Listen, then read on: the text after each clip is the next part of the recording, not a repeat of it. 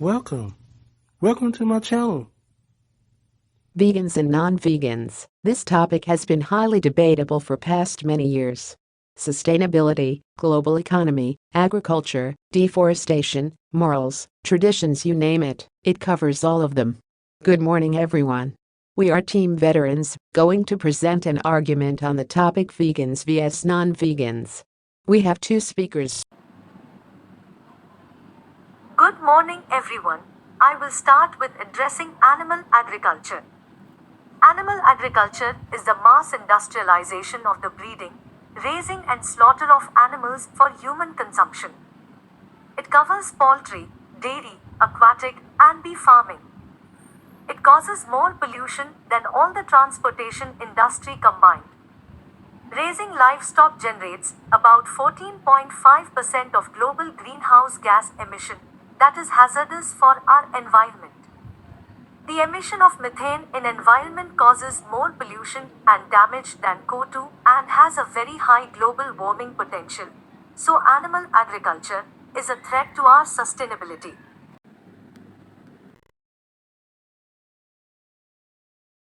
Good morning, everyone. As we are talking about our sustainability, according to researchers, from the same square of land, we can feed a greater number of people from animal agriculture than any other practice, and at the same time it provides a wide range of food products having high nutritional values.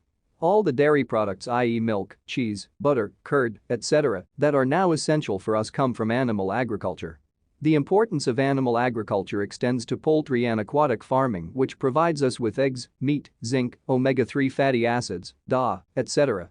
So, animal agriculture is giving us more than it's taking, and I think that is sustainability. Well, going further into sustainability, in context of productivity, from a square of land, animal agriculture consumes vast number of resources to breed livestock, out of which our main issues arises, that are deforestation, loss of carbon, and fossil fuels.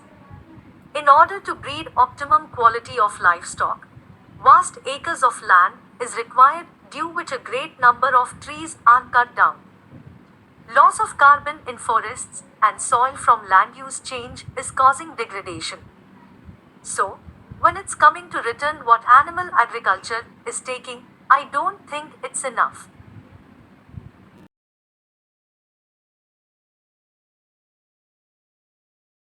Well, animal agriculture alone covers the 40% output of global agriculture and contributes about 15% to the GDP. And not to mention the role it plays in the economy of developing countries. Animal agriculture is providing a source of income and employment for the producers. As the population is increasing, the importance of this sector is also increasing. And asset saving is a great example of it. Animal agriculture has given transportation a great hike of 20% in past decades. And not to mention its significance in manure industries and soil fertility. So, it is totally irrational to negate all these facts and consider it as a liability.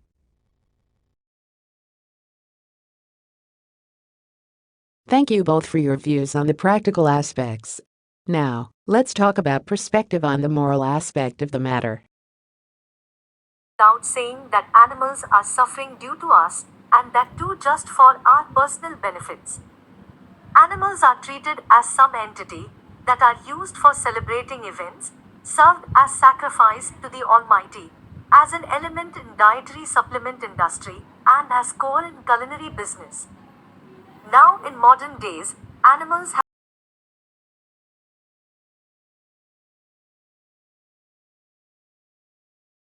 Good morning, everyone. We all communicate through food in culinary and traditional events. Non-vegetarian dishes have been a part of our tradition and culture for centuries. It is a way that a part of our ancestors lived through generations. There are many religions and traditions in which serving meat is considered sacred. I'm sure most of our grand and great-grandparents were non-vegetarians, and being so just binds us to our roots. Veganism is more of a trend that people are following.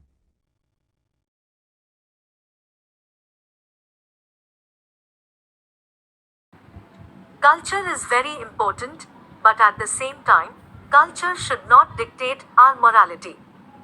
You say it binds us to our roots, but these animals now are not the same that they were originally.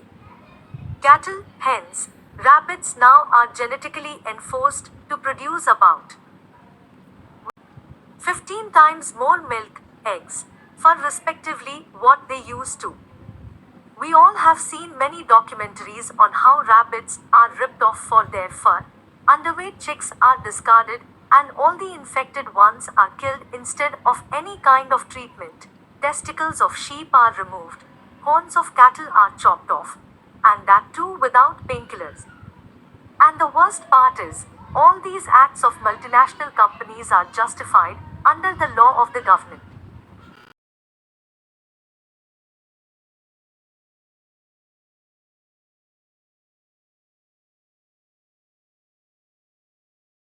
Thank you both. Now I would present one question to both sides based on what they have said earlier.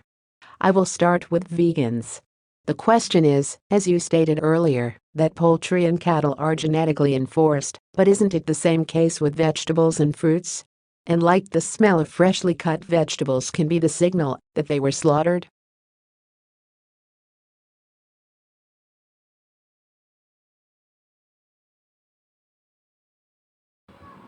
I have heard this question about plants suffering pain. Well, there is a difference between pain response and effect response.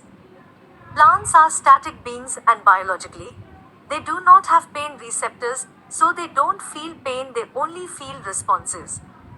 And it's completely irrational to compare both practices because, unlike animal culture, plant culture does not cause pain to plants. Thank you. Now for non-vegans, from nutritional point of view, a plant-based diet can also provide the same nutritional values as an animal-based diet, so why can't people change to vegan?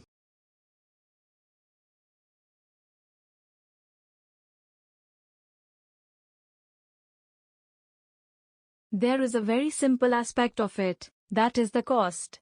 If we consider protein from plants and dairy products is very expensive. Not everyone is capable of affording a regular diet out of it. Mainly the athletic and bodybuilding industry is a very good example of it.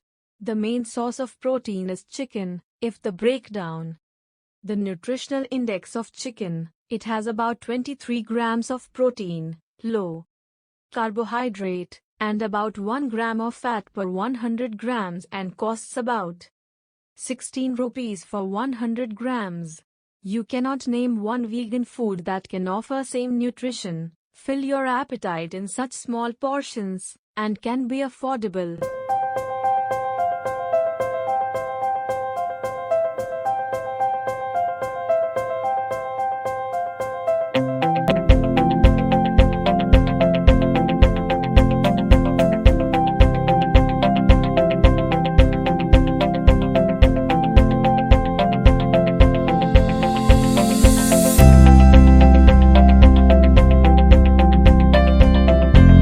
Subscribe now and press the bell icon.